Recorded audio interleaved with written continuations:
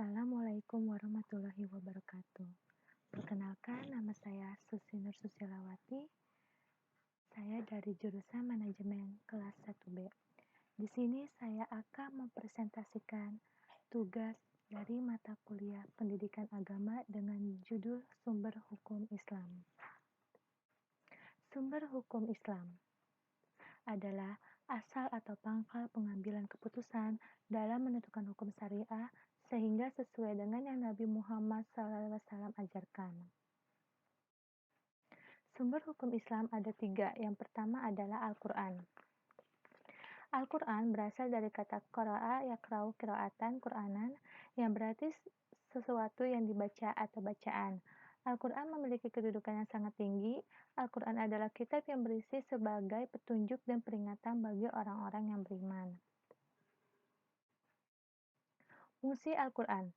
Fungsi Al-Quran pertama adalah petunjuk bagi manusia. Al-Quran adalah kitab suci yang diwahyukan Allah SWT kepada Nabi Muhammad SAW sebagai rahmat dan petunjuk bagi manusia yang beriman dan bertakwa dalam hidup dan kehidupannya. Fungsi Al-Quran yang kedua adalah sumber pokok ajaran Islam. Sebab dari Al-Quranlah diambil segala pokok syariat dan dalil-dalil syar'i yang mencakup seluruh aspek hukum bagi manusia dalam menjalani hidup di dunia maupun di akhirat. Fungsi Al-Quran yang ketiga adalah pengajaran bagi manusia. Sumber hukum Islam yang kedua adalah hadis. Menurut istilah, hadis adalah segala perkataan, perbuatan, dan ketetapan yang dilakukan oleh Nabi Muhammad SAW terdiri atas beberapa bagian yang saling terkait satu sama lain. Kedudukan hadis sebagai sumber hukum Islam, hadis berada satu tingkat di bawah Al-Quran. Artinya adalah jika sebuah perkara hukumnya tidak terdapat di dalam Al-Quran, yang harus dijadikan sandaran berikutnya adalah hadis.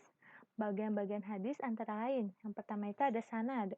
Sanad adalah sekelompok orang atau seseorang yang menyampaikan hadis dari Rasulullah SAW sampai kepada kita sekarang ini. Yang kedua adalah matan.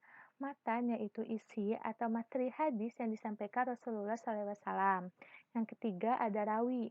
Rawi adalah orang yang meriwayatkan hadis.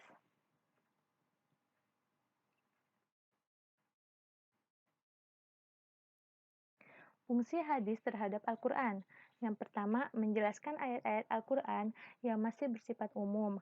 Yang kedua, memperkuat pernyataan yang ada dalam Al-Quran. Yang ketiga, menerangkan maksud dan tujuan ayat yang ada dalam Al-Quran. Yang terakhir adalah menetapkan hukum baru yang tidak terdapat dalam Al-Quran.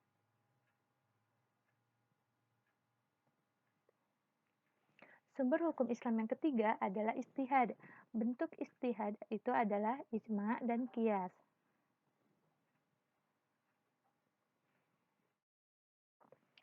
Kata ijtihad berasal bahasa Arab, ijtihada, yastahidu, ijtihadan, yang berarti mengerahkan segala kemampuan, bersungguh-sungguh, mencurahkan tenaga atau bekerja secara optimal.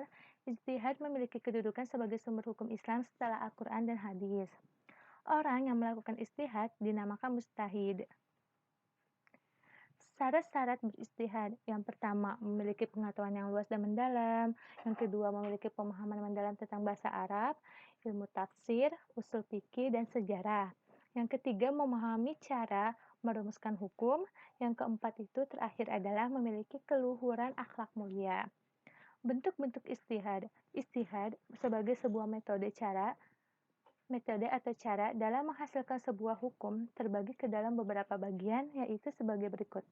Yang pertama ada ijma, adalah kesepakatan para ulama ahli ijtihad dalam memutuskan suatu perkara atau hukum. Yang kedua ada qiyas.